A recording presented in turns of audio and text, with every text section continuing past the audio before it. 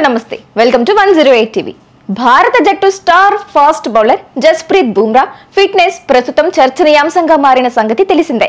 బుమ్రా ఇటీవలే స్కానింగ్ కోసం national cricket అకాడమీకి చేరుకున్నాడు. అతని స్కానింగ్లన్నీ పూర్తయిన తరువాత ఛాంపియన్స్ ట్రోఫీలో భాగం కాగలడా లేదా అనేది స్పష్టంగా తెలుస్తుంది. అయితే ఇప్పుడు ఒక కొత్త నివేదిక ప్రకారం బుమ్రా 1 నుంచి 2 రోజుల్లో బౌలింగ్ కి తిరిగొచ్చి ప్రారంభించొచ్చు అని భావిస్తున్నారు.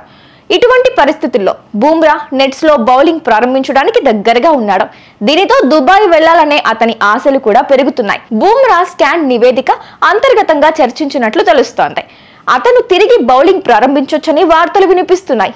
ఇటువంటి పరిస్థితుల్లో బుమ్రా జిమ్ లో వ్యాయామం చేయడంతో పాటు తేలికపాటి బౌలింగ్ ను ప్రారంభించొచ్చు.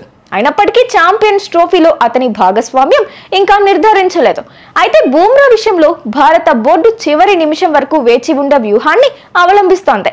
2023 వన్డే ప్రపంచ కప్ లో హార్దిక్ పాండ్యా గాయపడిన తరువాత అతని స్థానంలో మరొకరిని తీసుకురావడానికి బోర్డు ఇలాంటిదే చేసింది. ఆస్ట్రేలియా పర్యటనలో 5 టెస్ట్ మ్యాచ్లు ఆడిన తరువాత బుమ్రాకు సమస్య ఎదురైంది.